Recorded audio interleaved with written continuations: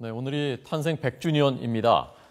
지금으로부터 17년 전 이맘때는 금강산 관광이 처음 시작됐던 바로 그때였고, 그 같은 해 6월에는 소떼 방북이 있었죠. 당시에 금강산 관광 소떼 방북 홍보를 기획했었던 정주영 회장의 홍보 참모 김문현 현대중공업 자문역을 초대했습니다. 정주영 회장 회고해 보겠습니다. 어서 오십시오. 네, 반갑습니다. 안녕하십니까? 네. 정주영 회장하고는 어떻게 언제 인연을 맺으신 것인가요? 처음 인연은 92년 초로 거슬러 올라갑니다. 예. 그때 그룹의 문화실이라고 홍보 조직이 처음 생겼는데요. 네. 사실상 그룹 문화실이 그전에는 없었습니다. 정주영 회장께서 대선에 출마하실 즈음에서 거의 뉴스메이커로 당신이 등장하시기 때문에 누군가 당신을 보좌해 줄 조직이 필요하다 해가지고 만들어진 게 그룹 문화실이었고 네. 각 계열사에서 사람들이 모여서 홍보를 하게 됐습니다. 예. 그래서 그때부터 정주영 회장을 가까이서 지켜보시고 네. 잘 아시게 됐군요. 네. 네. 저희가 정주영 회장의 과거 옛날 사진들 그리고 영상들을 하나씩 보여드리면서 네. 그때 얘기를 좀 들어보려고 합니다. 네. 자, 우선 최근 요맘때쯤 있었던 일이니까요. 금강산 관광 처음 출항했을 때 그리고 소떼방북. 저도 사실은 그때 그 현장들에 다 있었던 취재하기 위해서 그래서 그때 생각이 납니다. 자, 우선 소떼방북하고 금강산 관광 때 저희 YTN이 했었던 그 리포트를 잠깐 한번 보여드리도록 하겠습니다. 자, 보시죠.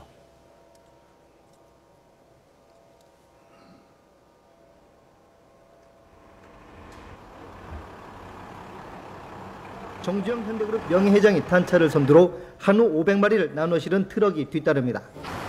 충남 서산 목장을 떠난 지 10시간여 만에 드디어 소 8마리를 실은 1호차가 판문점 북측 지역에 들어섰습니다. 통일의 염원을 담은 소를 실은 트럭들이 판문점 군사 분계선을 넘어 차례로 북한 측 지역으로 들어갑니다. 저희 이번 방문이 다시 한 개인의 고향 방문을 넘어 남북 간의 화해와 평화를 이루는 초석이 되기를 진심으로 바랍니다.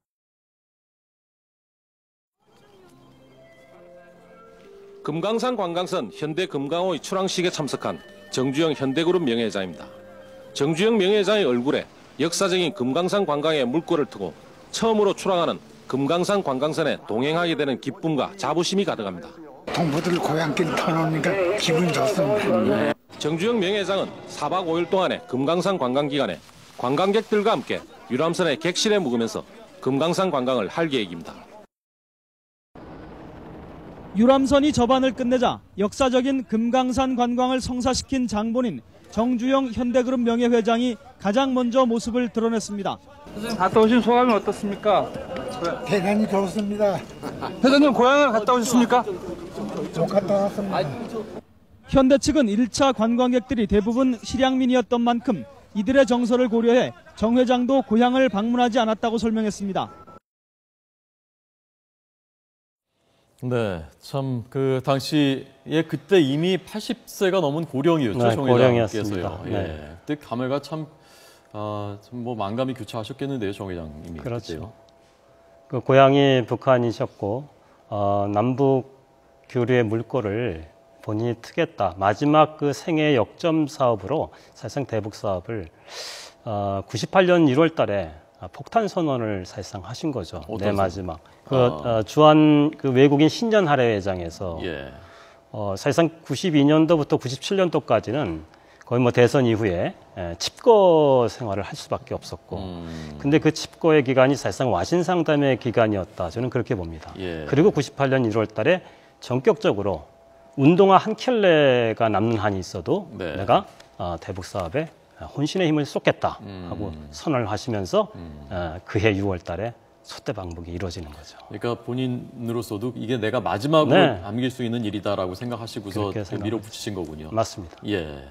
저희가 어릴 때 사진을 준비를 했는데요. 정주영 회장 어릴 때 사진, 그다음에 신문 읽고 하시는 사진도 있더라고요. 전 처음 본 사진인데요. 초등학교 졸업했을 때 어디 졸업 사진 어느 송전 초등학교입니다. 어디 있는 거죠? 강원도 통천에 있는 거죠. 통천에요. 예. 저때 그 가운데 저희가 원으로 해. 네, 맞습니다. 예. 저 때부터 그 사업을 꿈꾸셨던 건가요? 초등학교 졸업하고 본래는 교사가 되기를 본인은 희망했습니다. 네. 그러나 이제 8남매 장남이기 때문에 아버지는 이 식솔들을 책임져야 된다 해서 농부의 길을 가기를 희망하셨고 그래서 농사꾼을 만들려고 하셨죠. 예. 그러나 계속해서 기근이 들고 농사에 그 희망이 없다는 걸 알게 된 정주영은 4번에 걸쳐서 가출을 시도합니다. 그 가출을요. 예. 그리고 그 3번째 가출 때 아버지의 소판 돈 70원. 예. 지금으로 따지면 한 500~600만 원어치 이상의 값어치가 있는 예. 70원을 훔쳐갖고 나와서 부기학원에 등록을 하면서 독자 생존의 그 길을 모색을 하게 되는데요. 결국은 3번째 가출도 실패를 합니다. 예. 마지막 4번째 가출에 성공하는데 그때 아버지에게서 훔친 돈 70원 이 마음의 빚을 계속해서 갖고 있었던 겁니다. 네. 그래서 1984년도에 그 서산 간척지가 조성이 되지 않습니까? 간척지가 조성되고 나서 얼마 있다가 소를 키우기 시작하는데요. 거기서 소를 뭐 거의 2,000마리, 3,000마리 가까이 불어날 때까지 예. 한 마리도 건드리지 말라는 그 엄명이 계속 내려지는 거예요. 그래서 직원들은 의아해했죠. 현대중공업의 6만 명의 종업원이 한 끼 소고기국을 먹으려면은 43마리의 소가 필요합니다. 예. 근데 현대중공업뿐이 아니라 현대 계열사에 그 소를 다 공급하면은 충분히 식부자재로 사용할 수 있을 텐데 단 한 마리도 건드리지 마라. 예. 아무도 몰랐습니다. 98년 6월 16일 날 이 소떼방부 그때 500마리 또 10월 달에 501마리 그래서 1,001마리의 소를 끌고 북한 땅을 가게 될 줄은 예. 아마도 아버지로부터 훔친 그 70원 소 한 마리 값을 네. 마음속에 진 응어리를 그 1,001마리의 소로 이렇게 갚으려고 했던 당신의 그 절절한 심정이 예. 거기서 우러나옵니다. 그런 유래 사연이 있었던 거군요. 네. 신문을 굉장히 많이 읽으셨다면서요? 네. 정주영 회장께서요? 박정희 대통령과 첫 대면했을 때 네. 어느 대학 나왔냐고 물어봤을 때 나는 노동대학과 신문대학을 나왔다라고 자신 있게 대답을 하십니다. 예. 아주 어렸을 때도 그 동아일보에 나오는 이광수의 흙이라는 그 연재 소설을 보면서 예. 그것이 사실상 픽션이라고 생각을 하지 않았습니다. 이거는 이제 사실이다라고 예. 생각하고 본인 나중에 직접 변호사가 되겠다는 꿈도 꿉니다. 예. 예. 그리고 신문에 나온 각종 정보를 통해 가지고 원산에 있는 철도 공사판을 찾아다니기도 하고 사실상 가출의 꿈을 키우게 된 것도 신문이었고 그 이후에 신문에 나오는 사설, 칼럼 예. 이런 거를 굉장히 많이 읽고 권하셨어요. 그게 지적인 소양이 됐군요. 자양분이 그렇죠. 됐군요. 네, 맞습니다. 그러니까 공부를 좋은 대학을 나오시진 않았어도 그런 그 소양과 지적인 것들이 쌓였기 때문에 그런 그렇죠. 사업을 하실 수가 있는 것이었군요. 이미 초등학교 들어가기 전에도 예. 천자문, 논어, 대학, 중용 그렇습니다. 웬만한 한서들을 다 띄셨습니다. 그렇군요. 할아버지께서 서당 선생님이셨는데 그 자서전에도 그런 얘기가 나옵니다만은 할아버지 회초리가 무서워서 그걸 열심히 암송하지 않을 수 없었다 그런 예. 얘기가 나옵니다. 이병철 회장하고는 뭐랄까 그 양대 산맥이기도 하고 네. 또 어떻게 보면 라이벌 관계일 네, 것 그렇습니다. 같기도 하고요. 그 같이 찍은 사진이 있더라고요. 네. 예, 그 사진 잠깐 보시죠. 어떻게 평소에 그 이병철 회장에 대해서는 어떤 생각을 하셨습니까? 서로 호혜적인 관계에 있었습니다. 예. 물론 이제 경쟁을 하다 보면은 서로 상처도 있을 수 있었습니다만은 조선소 건설을 하고 나서 5년 뒤에 삼성에서 조선소를 하겠다고 했을 때 예. 적극적으로 도와줍니다. 웬만한 그 기술자 이런 거를 다 파견해서 네. 삼성중공업이 오늘이 있게 한 그 인큐베이팅을 사실상 정주영 회장이 해줍니다.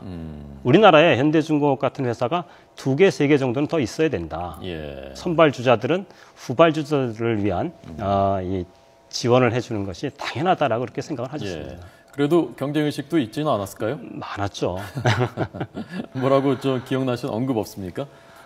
삼성에 대한 그런 그래서 워낙에 산업 자체가 예. 이제 중후장대한 산업을 위주로 하셨고 경박 단소형 산업을 위주로 한 이제 삼성과는 좀 차별화가 되는데요. 네.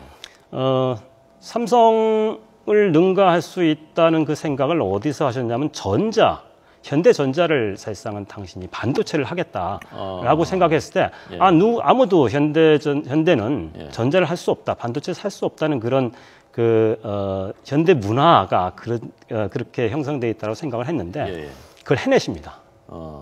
현대전자였어요. 그래서 92년도 그 당시만 하더라도 삼성전자와 쌍벽을 이루는 64메가, 256메가 디램을 경쟁적으로 발표하는 나중에 그런 하이닉스 말씀하시는 그것이 하이닉스를 예. 바뀌었죠. 네. 하이닉스로 사명이 변경된 예. 그 현대전자. 정주영 회장을 그 추억할 때 뭐 파트너라고 할까요? 뭐 그 동반자라고 할까요? 빼놓을 수 없는 사람이 그 시대의 경제 부흥을 이끌었었던 박정희 전 대통령이지 않습니까? 두 사람 개인적인 관계도 친밀했습니까? 개인적인 관계요. 뭐 막걸리를 같이 마실 수 있는 정도의 관계까지 갔었고요. 네. 사실상은 정주영 회장이 예를 들어서 경부고속도로 건설을 할 때 예. 박정희 대통령께서 직접 건설 추진위원장을 맡으십니다. 아, 예.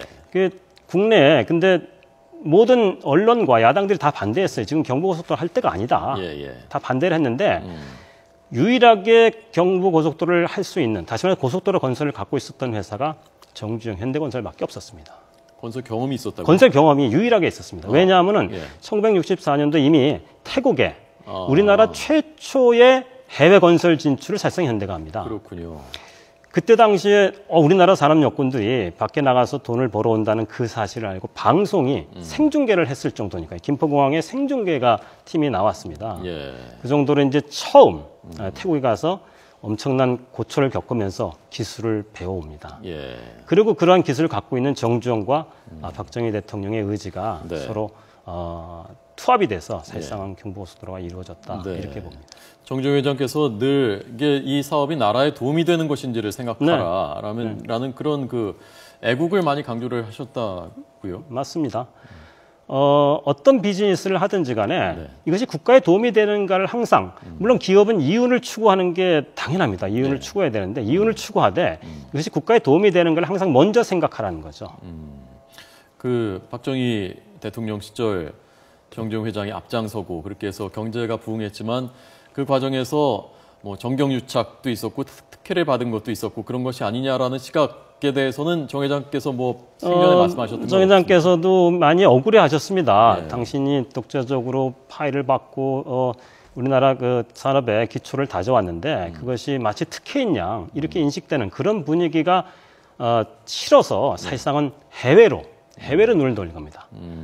밖에서 벌어서 안을 살찌우자라는 그런 현대 정신이 거기서 생겨나기도 하고요. 밖에 나가면 누가 뭐 정권의 혜택을 받고 내가 기업을 이렇게 일으켰다라는 식의 오해를 불식시킬 수 있을 것이다. 네. 그래서 최초로 태국도 갔었고 또 남들이 반대하는 중동 진출을 할 때도요. 저 사람이 초등학교밖에 안 나와서 무식해서 만약에 현대건설이 힘들고 어려워지게 되면은 국가에 엄청난 부담을 줄 거라고 다들 만류를 했었습니다. 예. 근데 오일 쇼크가 터지고 중동으로 모든 오일 달러가 몰려드는 그곳으로 가야 그때 당시 우리나라도 사실상은 외환위기 일보 직전에 있었습니다. 외환 보유고가 굉장히 적었을 때죠. 그래서 주베일 산업환 공사라는 그 세 개의 공사, 그 9억 3천만 불짜리 공사를 수주하고 나서 선수금 20%만 갖고도 우리나라 외환 보유고가 당시 최고를 기록할 정도였습니다. 예. 저희가 그 정주영 회장 생각하면 생각나는 사진 중에 하나가 신입사원들하고 이렇게 어울리는 그 모습, 씨름도 하고 그 사진이거든요. 인간적으로는 정주영 회장이 어떤 분이었다고 기억하십니까? 뭐 스스럼 없는 분이셨습니다. 그러니까 노동자 일반 근로자들하고 같이 막걸리도 마시고요. 네. 아까 이제 신입사원들하고 그 씨름 또 어깨춤도 추고 노래도 마다하지 않고 나가서 부르시고 정경련 회장 시절에는요 기자실에 불쑥불쑥 들어가서 그 한 번은 저도 기자님한테 들은 얘기입니다. 바지춤을 쭉 내려서 야 내가 어제 이 신입사원하고 씨름하다가 이 멍이 들었어라고 딱 보여주는 그런 소탈한 면을 갖고 계시는 분이죠. 네, 좀 무섭지는 않았습니까? 근데 같이 일하는 무섭죠. 별명이 호랑이였는데요. 뭐 욕도 하고 그러셨습니까? 욕은 안 하셨습니다만은 그 카리스마가 감히 그 범접할 수 없는 카리스마였습니다. 그래서 뭐 어록들이 많지만은 부지런한 사람에게 나쁜 운이란 없다 이런 말씀도 하셨고 뭐 안 되는 쪽으로 연구 많이 했구만. 그러니까 왜 안 되는 것만 얘기하느냐. 뭐 그런 말씀. 예, 제가 명 회장님의 어록 중에서 가장 좋아하는 대목이 바로 그겁니다. 안 되는 쪽으로 연구 많이 했구만. 이 똑같은 시간과 네. 열정을 들여서 되는 쪽으로 다시 연구해와. 예. 항상 긍정적으로 생각을 해보라는 거죠. 중동이라는 곳이 물론 55도의 열사의 땅에서 물도 없이 공사하기 힘들죠. 예. 부정적인 보고서가 올라오는 건 너무도 당연할 수 있습니다. 예. 그러나 되는 쪽으로 다시 생각해봐라. 낮에는 잠자고 밤에 일을 한다든지 예. 그 널려 있는 것이 다 모래 자갈들이 건설 자재들 아니냐. 예. 긍정적으로 생각을 해보라는 거죠. 저희가 그 정주영 회장께서 아까 말씀하신 대로 노래도 하시고 그랬다는 네. 신입사원들이 있는 데서 그 영상을 하나 준비했습니다. 아, 그 노래 실력이 어떠신지 한번 들어보시죠.